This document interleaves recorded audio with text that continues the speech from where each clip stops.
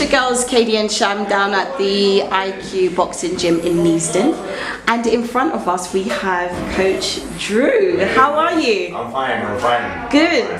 We've been trying to get this for so long, isn't it? Been a couple of months now. Been a couple of months and stuff like that, but obviously things have been going on. Exactly, but we made it. We're here now. So let me kick this off with the fight you just had last month, right?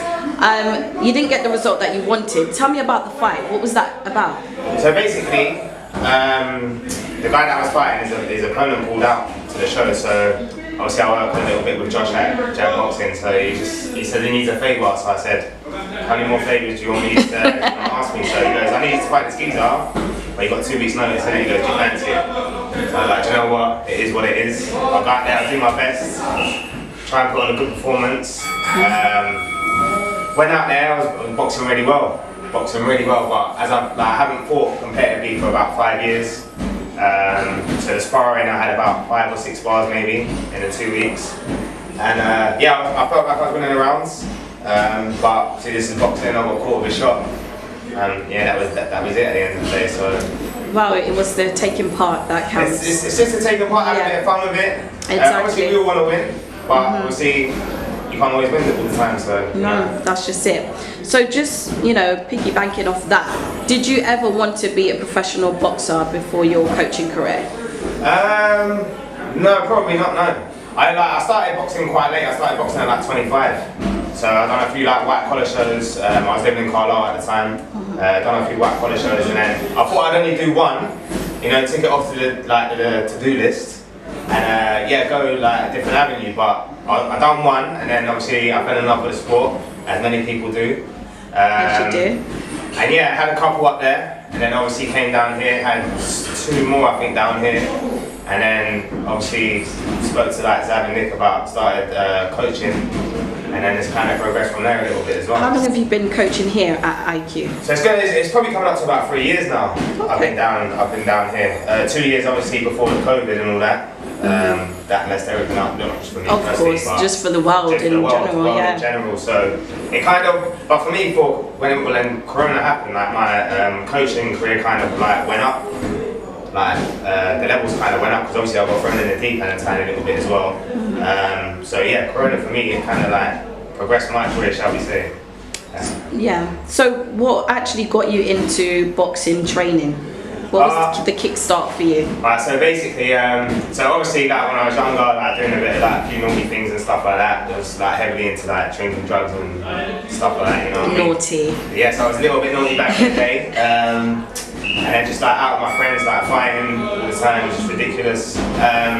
But there was a point in my life where like I had to try and change things up a tiny bit. So I was going through like a really, really bad time in like my mental health and stuff like that. I went and spoke to one guy at a different gym, and I just said, look, can I come down here, just see what you do, and see if I can join in and stuff like that. And yeah, it just basically happened from there. Done a few pad sessions and stuff like that, and then went on to a few shows, cornered a few fighters, and from there that's where it kind of took off. How long would you say your coaching career has been this far? How many years have you been in the game, I should say? So, around about 4 years. Okay. 4 years. And do you think that boxing helped with your personal struggles? 100%, yeah, definitely. In what way? It's just a release. Like helping people that are going through similar situations that I go through, and telling them like there's light at the end of the tunnel. But it's easy for me to say it because I've been there, innit? I've been in the mud, innit? I've been at the lowest of lows. So when they start coming, they start training, and you see them progressing themselves up the ladder, innit? That's like you can't get a better feeling than that, shall I say? That's the best feeling that you can get. Of course. What would you say is your biggest achievement thus far in the boxing world? So probably, obviously turning professional is like professional trainer is probably the highest one. But obviously going on to shows like NTK, ET, one on Sky as well. That's a highlight. That's big platforms there. It's a massive platform, and obviously for me it's a bit harder because the fight that I was taking out, like, obviously he's a journeyman in it, so he's going in there to obviously not get the result that we want. So it's a bit harder because you have to come up with like a strategy and a plan for him not to get stopped and then just to survive through the rounds. Of course. A lot of people think like, yeah, he can just tough up, but when you're in that situation, it's not always like that, because when Robbie was fighting, he had good up and comers, so there was no mugs like obviously being on NTK, AT as well with Keevan. I think that was the only time that we lost or got stopped, shall we say. Of course. So when people say to me like, oh, you had a few losses on the road, if he gets to the final bell, to me that's a win, innit? If you get, obviously we got stopped in it, I'll take all credit there, but we got stopped and I'll take the responsibility for it. It's my game plan. Yeah. But yeah, I'd just probably say from that really. Nice. I did pre your Instagram, I'm not gonna lie, and I saw that you had a bit of merch that was saying Gypsy King, Yes. Tyson Fury. Yes. What is that all about? So basically, obviously with Tyson, what he goes through, and obviously what I go through, I can relate to that so much, innit? Whereas other fighters, and that's all it stems from. Oh. Because obviously, like when he talks about mental health and like his problems, again, I can relate to that. You know what I mean? But I've always been a Tyson Fury fan. Obviously, I like his style. Obviously, I met him on one of the NTK shows, and we sat down. We had a chat for like 5-10 minutes, and it was really nice. You know what I mean? Like if someone like that would like talk to me and stuff like that about what he was going through, what I've gone through, and how you can overcome things in your life. Because like what he says as well, like even though you're at the bottom, you feel like there's no need to go on. And I have been like that, innit? And I've tried to commit suicide twice. And you can't get any lower than that. When you're contemplating taking your own life, how else can you go? How else Very can you true. go? How low can you go? You can't go any lower than that. Yeah. So it's all about just trying to pick yourself up, a few baby steps along the way. You'll have a few, what's the word that I'm looking for? You'll have a few days where it does take a turn for the worse again. Highs and lows, right? Yeah, more lows than I would say highs. But it's when you break free, innit? When you come out at the end, yeah, then you see like where all the struggles were coming from, and then it's just a release when you get there. But I still have days now where I feel like I'm not good enough, or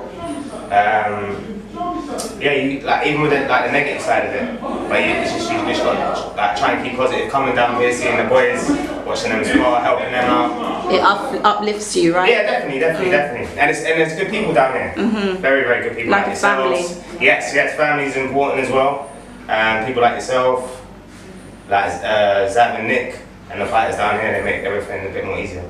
Very candid of you to come on our platform and talk about your personal struggles. Yes, even if you reached one person or 100 people to 1,000, I'm sure someone can relate to your story. 100%. Yeah, so thank you, That's Coach anytime. Drew, Thank you very for much. coming on our platform. Thanks Can you for having just me. tell the people where to find you on social media? Yeah, so I only have Instagram because I can't keep up with Facebook. Boo. Where's your Snapchat. Twitter and your Snapchat? I don't want to be with all these people on there. So my Insta is coach_DizDrewBar 1987. And if anyone's going through a bad time, and even if you don't know me, you still reach out to me and just say, look, this is what I'm going through. Because I found myself, the people that don't really know me, it's easier for me to chat to them. Because the people that do know me, they'll be just like, you need to kick up the backside, but it doesn't work like that, not in the real world anyway. So if anyone's going through a bad time, you can reach out to me, no problem. Amazing. Thank you so much, Coach Drew. It's your girls, Katie and Sham. Don't forget to like, comment, share and subscribe. Thanks guys, man.